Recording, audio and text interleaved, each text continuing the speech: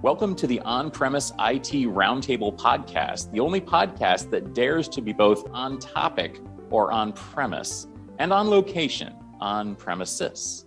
I'm Stephen Foskett from Gestalt IT, and each time we meet, we bring together a group of IT luminaries to discuss a premise.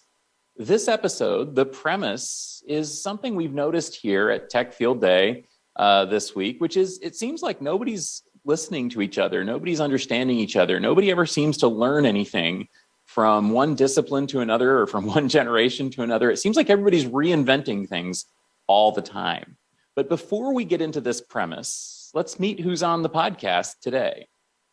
Hi, my name is Ben Story. I'm a network security engineer, and you can find me on the Twitters at NTWRK80. My name is Keith Parsons. You can find me on Twitter at Keith R. Parsons, and my website's wlandpros.com.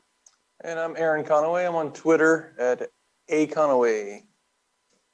So we are here at Tech Field Day, which is the Gestalt Field Day event. And in other words, we have vertical oriented field day events like mobility field day, where Keith would come, a networking field day, security field day, storage field day, yes, AI field day.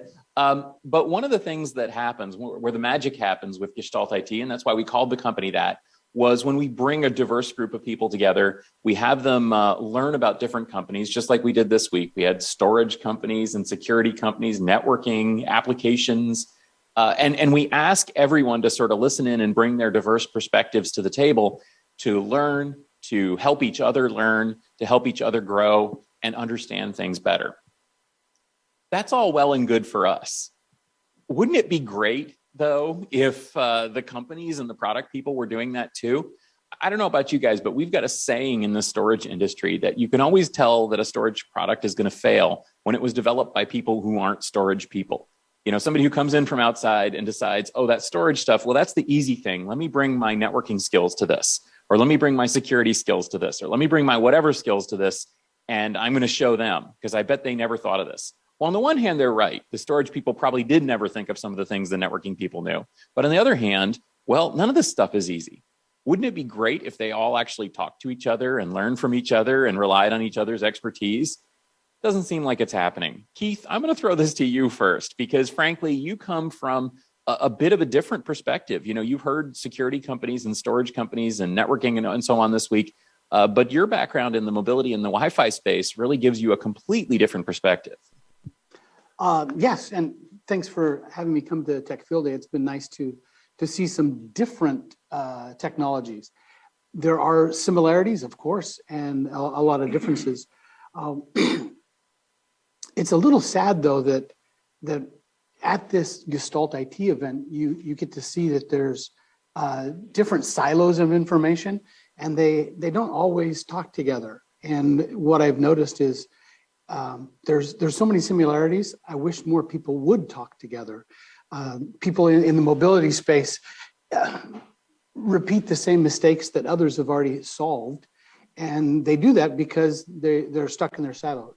So the thing that you mentioned about storage, it's not storage. I have to invent it here. I don't think it has to be invented here.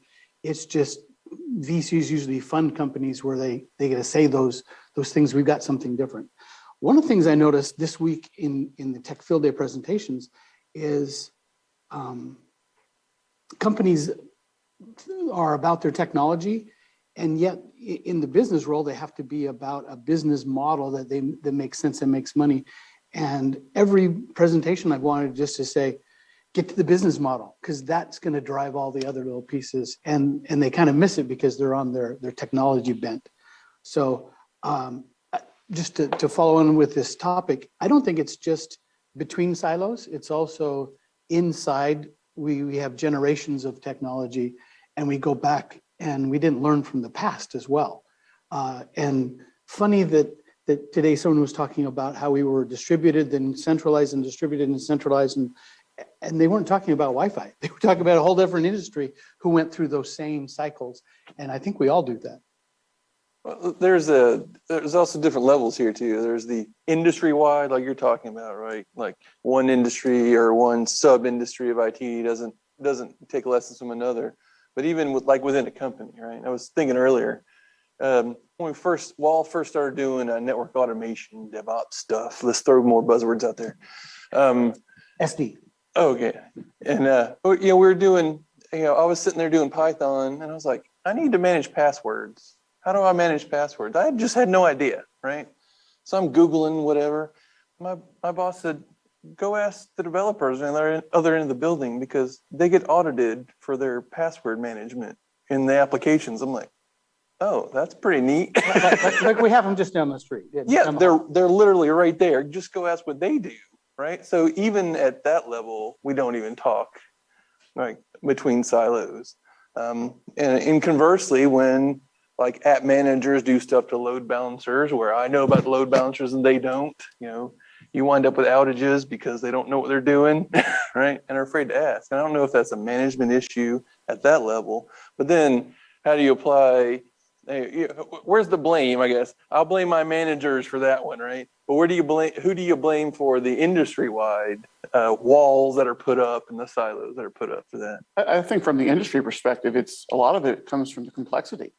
We've created this monster of technology, and we add complexity to complexity to complexity, and gone are the days of having anybody that actually understands even a mass percentage of it.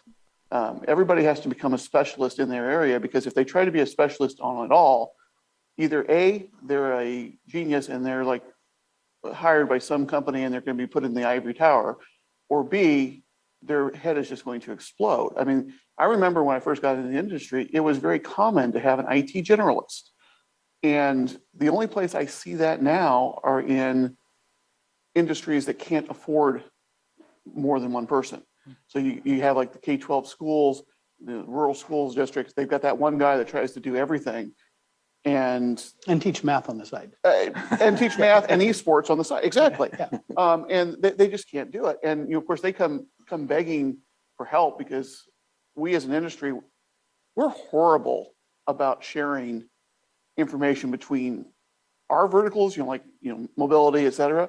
But we're also horrible about sharing between industries. So like, if you're an IT guy that's in financial, you talk to IT guys that are in education. You talk to IT guys that are in, manufacturing.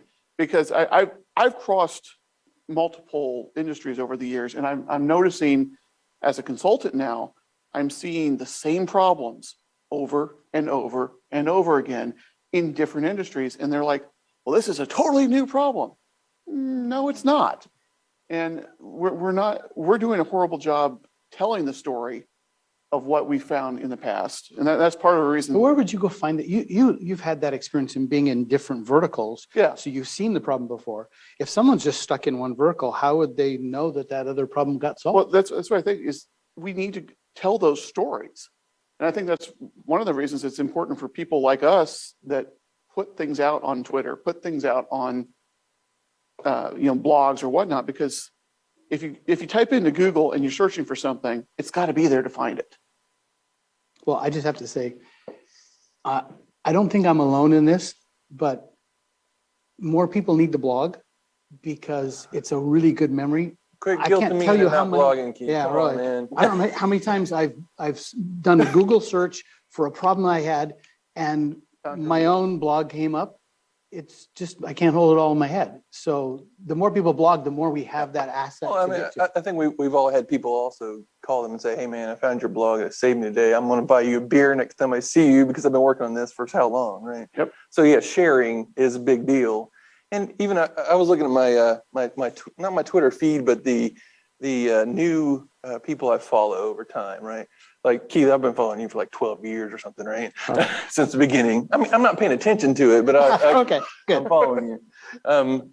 But at the beginning of when I started doing Twitter, for example, it was a very diverse group, right? Mhm. But now, if you look at say the last year, who I started following, it's like strictly network engineers, right? Or network architects. So I've even siloed myself further, like you were talking about. It's like,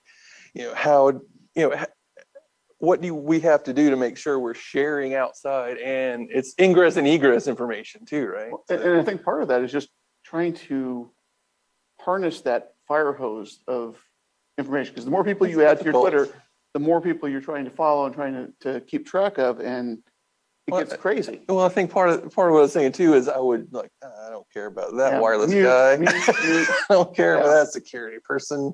You know? And the other thing is, we make it hard to get into that. So if you're not part of that core group of networking guys or core group of security people or whatnot, I find it difficult because myself, I've been trying to make a transition from networking into security. Mhm. And the true cybersecurity people, they're a different breed. And they talk a different language, and I'm still trying to figure that out. But even trying to figure out who to follow to even get into that community is interesting, because they've got their, just like we do, we have our politics, and there's certain people in the networking field or the wireless field that certain people don't like, and they steer clear of this person or steer clear. And so you've got the interpersonal stuff too that you got to figure out, what is a good source. It goes back to the old days where the teacher was telling you don't copy and paste out of Wikipedia. Yeah. Well, I guess it depends on how old you are. Well, We didn't have Wikipedia. Back in my day, we had to look it up in paper. And copy from that. So By hand. the funny thing though is that what we found with Field Day, especially, is that the community is incredibly open and incredibly willing and giving and wanting to share that information.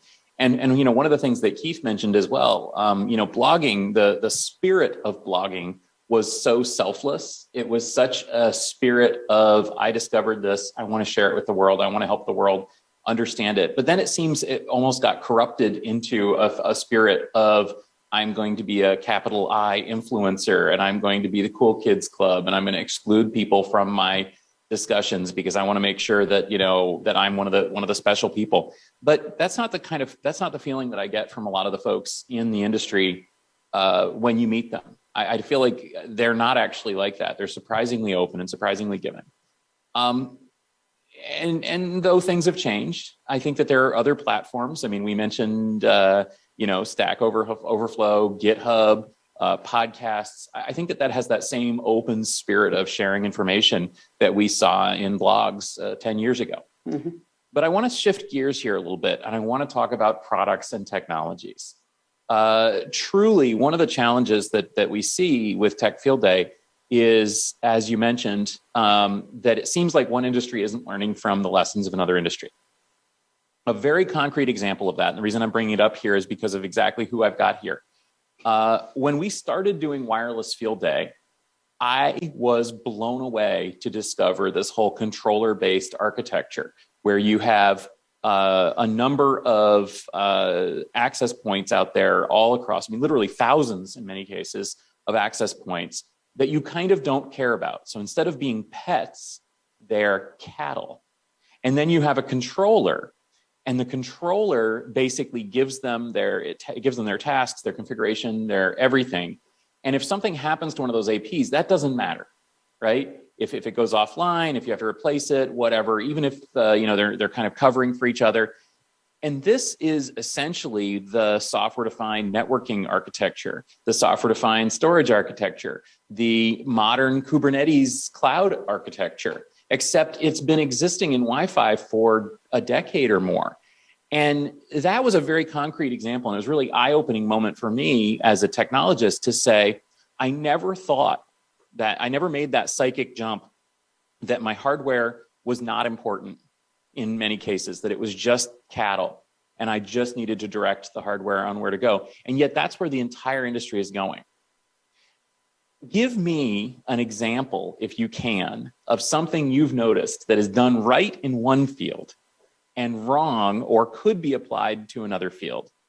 And honestly, it could be that. But give me another example. Who wants to jump in with something that you've seen is done right, maybe in security or networking or storage or somewhere that could be brought elsewhere?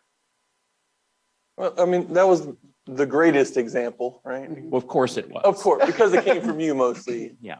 But everywhere, you listed how many, 4 or 5 examples of using controller-based whatever to control this commodity stuff in the field. That's going to be around forever in networking. That's going to be around forever in everything, really. So, Well, I think if we look at virtualization, for years, we were looking at VMware and those hypervisor type companies, and it was great. So we can do this. We don't have to carry what's underneath it. And it's taken a while for the networking industry to realize we can run our operating system inside a VM on this switch, because this switch is just a compute that has a lot of ports. And now, instead of having to wait for the switch to reboot to get your software upgrade, you can just change the control plane from VM1 to VM2, and boom, you're back. So we're cutting the amount of downtime in our industry. We no longer necessarily have to have hardware redundancy to have that quick cutover. We can have two of them up and running, sync them, and poof. And I think that's awesome. I think the space where AI, ML, and though I don't like the terms all the time because they get blown out of proportion, but the idea that you could take a human who does something, and I'm coming to the wireless world where I'd want to make sure that there's no co-channel interference, and I can do that manually by myself, and then they write an algorithm that can do it. I think one thing that wireless is starting to catch up on is, instead of having the controller, or even if you move the control plane to the cloud, the ability to have some feedback loops that you run something, you ask, did the client have a better day because I did this or not? Oh, then that was a good choice to make. So I think something that wireless is starting just now to do is having feedback loops built into that AI that says, I wanted to make this change. And so it's not necessarily co-channel interference that's an issue in Wi-Fi, but it could be a switch fabric that says, oh, we did this. Oh, this bad thing happened. Let's go back. Or we got 20% improvement. So can we make it 28% improvement? That feedback loops will allow us to make the AI actually give us something positive rather than just whiz bang cool. I can do my AR now. Yeah, I'll just say too that from my perspective, one of the big challenges that's been overcome in the storage industry is this idea of scale out. So in storage, the biggest challenge was that storage devices were always monolithic. It was always the controller talking to the disks, and all the IO had to kind of go vertically through that. And then in the last couple of decades, really, we've been spending this re-architecting the entire system into more of a scale out system, to the point now where we've reached what we call a disaggregated system, where essentially there is no storage array. It's just a service that's being offered across a wide variety of systems. I think that concept is fundamentally now infecting every part of IT. So the whole idea of hyper-converged infrastructure, I know it sounds weird that disaggregated and converged are the same thing, but they kind of are. I think that whole concept that, no, it shouldn't be monolithic, it should be, spread out, is going everywhere. So we see technologies like CXL, where you're having CPUs and GPUs and memory and IO and storage and everything in different shelves spread out across a rack. To me, that looks very storagey, and I'm kind of proud of that. To me, it looks like spine leaf architecture in my data center, right?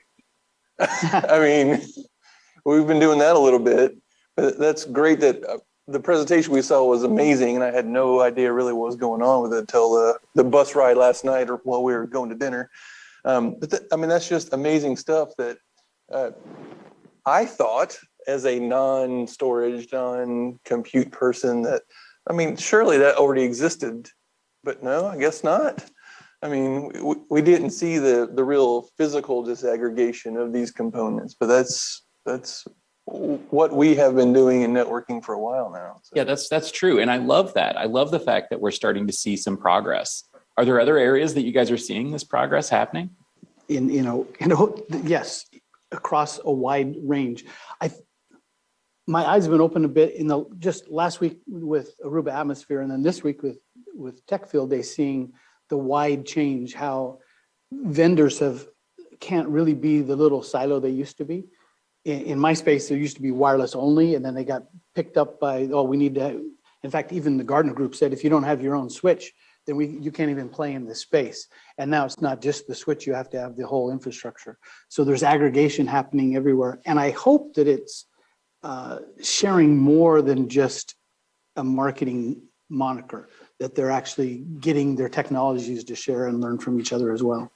Well, it's interesting you bring that up because we've started aggregating all of these things into one company for that can do all of this, and we've gone from being best of breed to best architecture, and it does worry me a little bit that are we going to lose some really good technologies because they weren't picked up into one of these big umbrellas, or because they were picked up into one of these big umbrellas, it was sort of downplayed. But tied back to what Stephen asked before, what I see moving is there's white box everything. Yep. And yet white box doesn't fit in that monolithic, big aggregated company. And yet that really super big companies have switched to white box gear everywhere. So we're kind of still back split. And I can foresee that we could get back centralized again. It's going to happen. Well, that's the history of IT, right? Is Yeah. the battle between centralization and decentralization, and commoditization and specialization. And it just seems to be constantly bouncing back and forth between those extremes. But you're right. I mean, you look around at a lot of these products, and a lot of the products today all use literally the same hardware. It's not even sort of the same hardware. It's not even the same architecture. It is literally the same made in box. the same plant. Yes. Yep.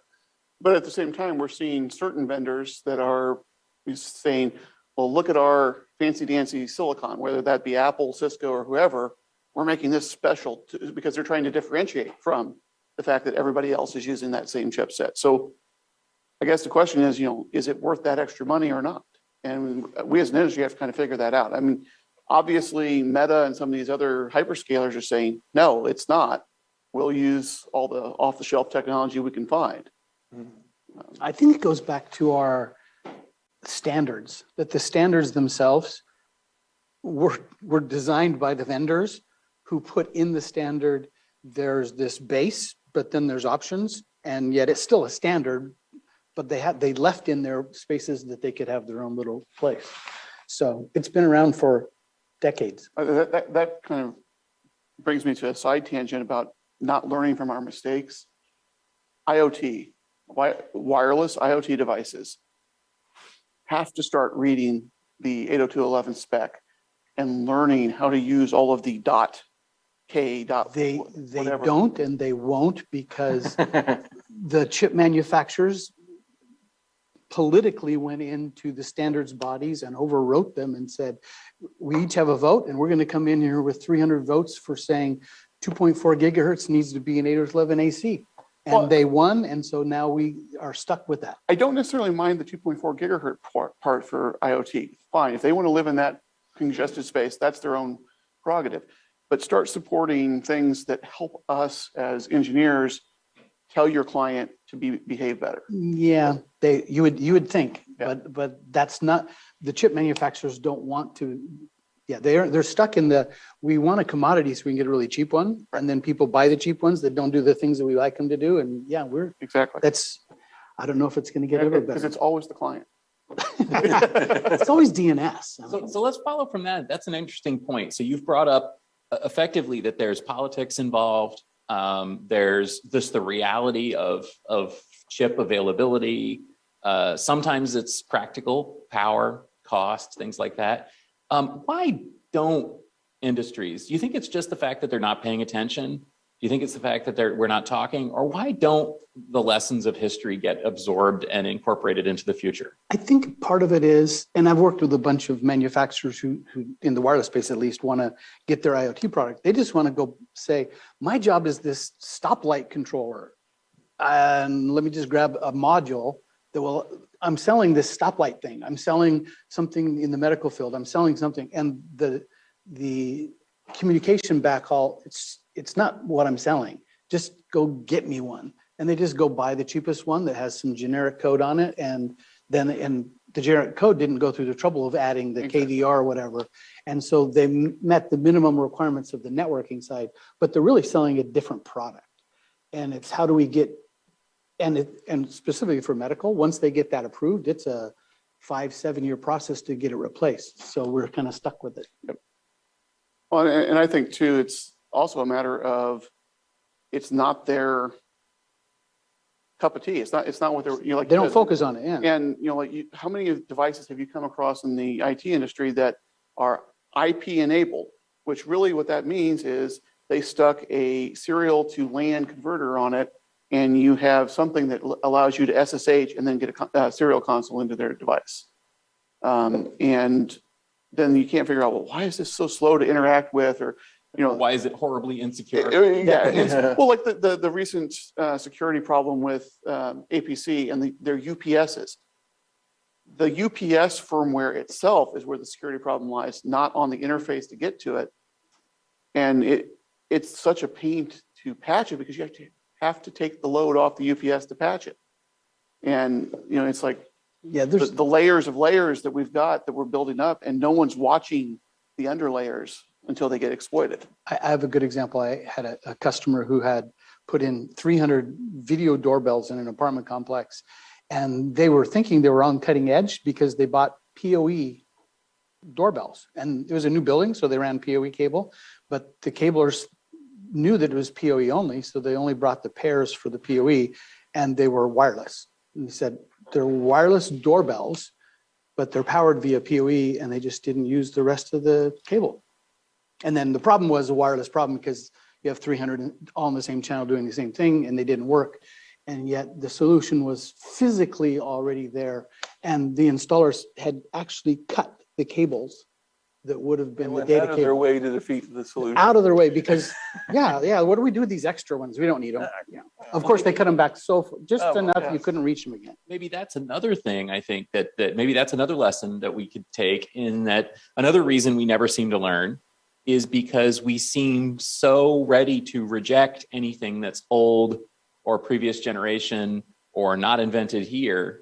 Well, we're wireless, pride, right? Wireless is the future, not wired. What do we need wires for? Look at TwinX. Yeah. Who 8 years ago would have said that TwinX was going to be all over data centers again? But it is. We call it DAC now, but it's still TwinX. And it's everywhere. We're going, we won't need roads. And I think that is another thing, though, that does cause problems. I think that if more people thought, well, maybe I should study, grandfather, father, son backup rotation before developing a new data protection strategy, or maybe I should, learn a thing or two about the different security paradigms before implementing this new product. Maybe I should just read a book on security before implementing security. I think that would help too. Just sort of this not invented here. I think it could be also, and I'm not going to I don't want to slam on marketing people, but I've seen too many marketing people say, oh, we just did this one thing, so you don't need backups anymore, or you don't need surveys anymore, or you don't need this anymore, rather than say, you still need those things. We just made it better, but you don't need X. And if you believe that, then you get stuck down someplace where you don't need it anymore. Yeah, that's so true. How many of us have heard you don't need fill in important thing anymore in our spaces? Well, just this week, we heard you don't need backups anymore from a couple vendors. And I am sitting here thinking, I don't trust you enough to say that. I want to have my data in multiple places so that when your cloud disappears for whatever reason, whether it be a government shutdown or something, whatever, I still have my data. Well, let's not even talk about compliance where I have to have a physical backup of something elsewhere. Yeah. So. Yep. Well, I think that this is one of those challenges that's just going to go on. And if I can be a little bit depressing here, I would say as well, that it seems like we don't learn anything in real world either, right? I think, if you look in military history, we still are fighting the last war. We're still making the same mistakes we made last time. We don't put things, in government, in society. If we find something that works, sometimes we'll use it for a while, but then sometimes we just sort of move on to the next new thing and forget. it's kind of bleak. Are there any, I mean, we're technologists. Are there any technical solutions to this problem? Can you think of a way that we can make sure that we're learning from history? I think all these industries are, because they're different companies, and there is the pride and there is the standards amongst them, that I'll be even bleaker and say, no, there is no solution that can fix this bleak problem that we have because of this separation amongst everyone.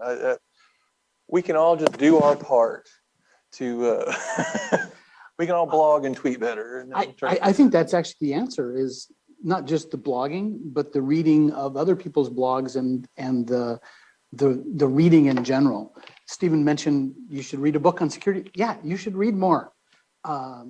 There's a lot of reading that people have spent the time to write something that solves a problem. And if you don't take the time to do that research beforehand, rather than just jumping to the answer, I think another answer is whoever's presenting, and this is specific for this question, but don't lose your audience. Jump to the conclusion first. And if they need supporting information, give it to them later. So people don't read as they should to do the research, and then they end up not paying attention because you didn't hit them with the important part first, and then you lost them. So help your readers by putting the conclusion first and then backing it up. But as IT professionals and people just in society, we need to do a lot more research before we make stupid statements. I think you hit the nail on the head. Read. And I think that's a problem, not just in our industry, but in general, is people don't want to spend the time reading things anymore.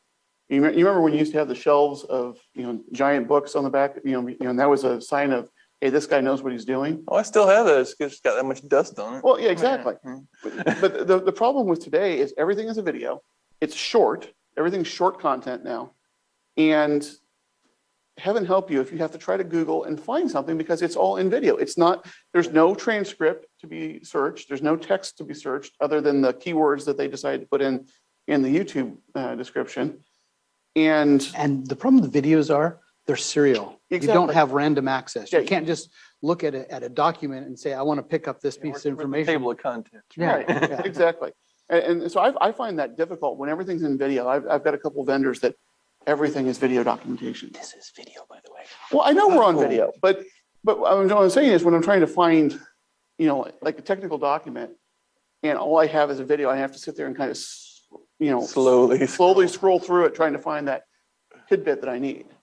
But. Yeah, exactly. I was actually going to make that same joke, Keith. Yes, here we are on video discussing this, and but the last on-premises podcast brought up the same idea about it was a different subject, but the answer was better documentation. How do you give your end users the information?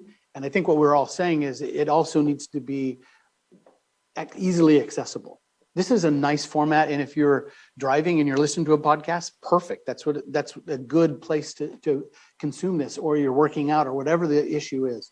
But for hard information, our eyeballs are still the way we get information in our heads. Right. Yeah. Well, thank you so much for this conversation. I do hope that the folks listening have learned something from the various perspectives brought together here on premises for the on-premise IT roundtable. And I do hope that you'll listen to us in the future. You can find this podcast in your favorite podcast application. You can also find it on YouTube. But before we go, where can we catch you and continue the conversation? I'm Aaron, and I'm at Twitter, A Conaway. Keith R. Parsons on Twitter, or WLANpros.com. I'm Ben, and you can find me at NTWRK80 on Twitter, or packetforwarding.com for my blog. And as for me, I'm at S. Foskett on most social media networks. You can find me at Gestalt IT and Tech Field Day, among other places. And again, if you enjoyed this conversation, do please subscribe, give us a rating and review. That does help. This podcast is brought to you by GestaltIT.com, your home for IT coverage from across the enterprise. For show notes and more episodes, go to GestaltIT.com/podcast. Thanks for listening, and we'll see you next time.